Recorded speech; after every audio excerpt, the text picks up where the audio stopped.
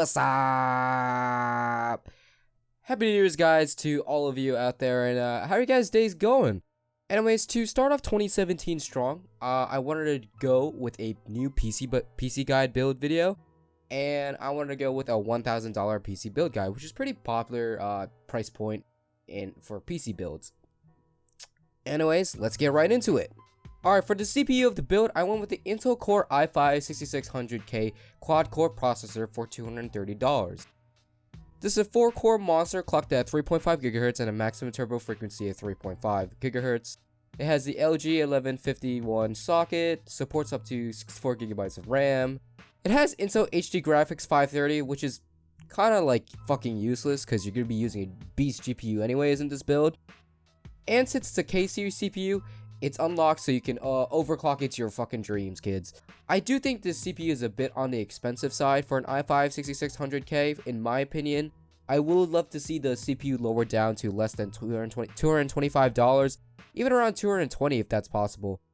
However, despite the price tag, it's still a beast CPU, especially if you pair it with a dope graphics card. Since the i5-6600K is a 6th generation K-series CPU, it doesn't come with a stock cooler, sadly. But being it's a K CPU, what the fuck's the point of having a stock cooler if you can overclock your processor? So, at the very least, I would pick up a Cryorig M9i CPU cooler with a price tag of $20. The Cryorig M9i is a small, light, and affordable CPU cooling solution compatible with several Intel sockets.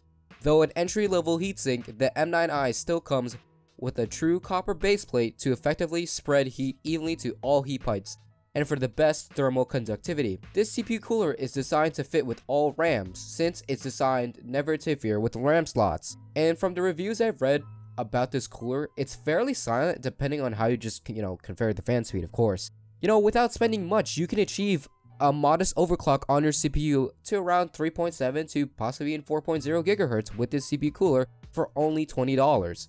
Now onto the motherboard, I chose the ASRock Z170 ATX LGA1151 motherboard for $103. This is actually a fairly inexpensive Intel Z170 chipset motherboard. Most Z170 motherboards are around $130, $140, $150, and even so on. Just insane prices, really. Has 4 RAM slots supporting up to DDR4-2400, 64 GB max memory supported, has RAID support, crossfire support. Sadly, does not have SLI support, but at this price point, it's not really needed. And with the current PC gaming trend, you're better off just with one GPU in a build.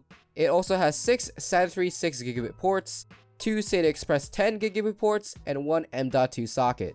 Aesthetic-wise, this motherboard has a sleek black design with some golden orange look to it. It just gives off a kind of premium feel, which is honestly pretty dope about it, honestly.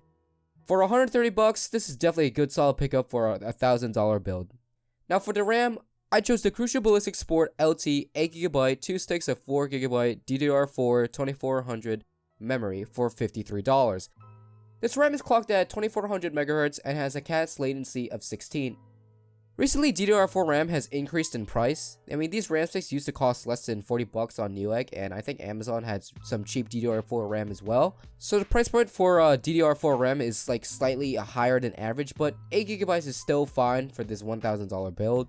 If you do have the extra money in your budget, I would highly recommend getting 16GB over 8GB of RAM, because newer games in the future are most likely going to utilize 16GB over 8. For example, the recent games Deus Ex Mankind and Battlefield 1, they recommend 16GB of RAM. So having the extra memory does give a small boost in gaming, just a small boost, but it's more noticeable in multitasking, video editing, rendering, Photoshop, and so on. However, 8GB is still plenty enough for most games currently. For storage, I chose the Crucial BX200 240GB solid state drive for $60. As most of you know, flash storage is basically the way to go now. It's faster than the conventional mechanical hard drive, it's more reliable, and it's just less prone to failure than a mechanical hard drive. Like I said before, it has 240GB of capacity, so you can put your OS on there, a few applications, and a few games on here too. Sequential read and write is 540 and 490. For this price, this SSD has really amazing speeds. And it comes with a Cronus True Image HD software, which is great cloning backup software for your storage. For secondary storage, I chose the Seagate Barracuda 1TB 3.5-inch 7200 RPM internal hard drive. This is a 1TB 7200 RPM mechanical hard drive, and you can store the rest of your applications, games, videos, movies, songs, pictures, your nudes, some other dudes' nudes, some other chicks' nudes, and whatnot. Just a really solid basic hard drive from Seagate, and it's just, you need it in your build, honestly. Now, onto the most expensive thing in this build, the GPU.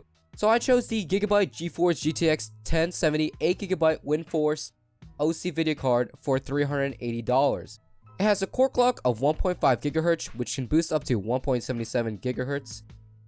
DDR4 memory, supports G-Sync. It has one DVI-D port, 3 display ports, and 1 HDMI port. I don't know if it comes with a free game as of right now. Usually, from Nvidia, they give out a free copy of like some game. Last time they were giving out free copy of Gears of War 4 with your GTX 1070 or 1080. I don't know as of right now if they're doing the same thing, but you guys can just check. As most of you know, this card is just an absolute monster. You can even take a look at the benchmarks from PCGamer.com. You can throw any game at it and it just eats it up and destroys it like a 1000-degree knife. Whether you're gaming at 1080p, 1440p, or even 4K, this video card should have no problem maxing out most games. I say most because there are some awful PC ports out there. Ubisoft!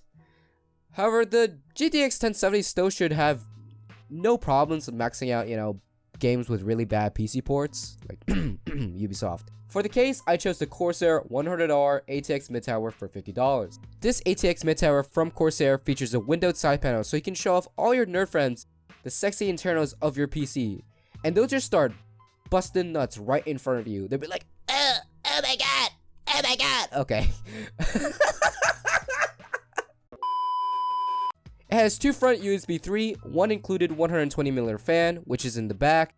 Can support a total of 6 fans, supports either 2 120mm or 140mm fans in the front, 7 expansion slots, 4 internal storage drive bays, and large cable management space, which is really nice at this price point. Overall, it's very simple, elegant, and a sharp looking case. Finally, for the power supply, I went with the EVGA 600B 600W 80 plus bronze certified ATX power supply for $62. This is a non-modular power supply with an 80 plus bronze efficiency certification. This power supply is enough to power everything in this build with no problems at all. And since the motherboard doesn't support SLI, there's no need for a bigger watt power supply. Even though the GTX 1070 in this build is an absolute monster, it's very power efficient, and you won't even go like over 400 watts in this build. You can even go with a cheaper 500 watt PSU if you wanted to. Now, what's the total cost, you may ask? It costs $994.92, which is without tax and the OS, of course. So this build is just under $1,000, which is just perfect, honestly. Now, I'm pretty sure most of you guys are going to need an operating system, of course. I mean, who doesn't? And most of you guys probably aren't going to use Linux, the free operating system, or trying to pirate Windows. So I would recommend either going on either G2A or kingwin.net, links down below in the description. And these websites provide you really cheap Windows keys, and I think Kingwin has Windows 10 for less than $30, which is nuts. Also, if you're a college student, your school might be giving out free copies of Windows OS. Anyways, that's it for the build. Thank you guys so much for watching. Once again, have a happy new year to all of you guys, and I'll see you guys in the next one. Peace!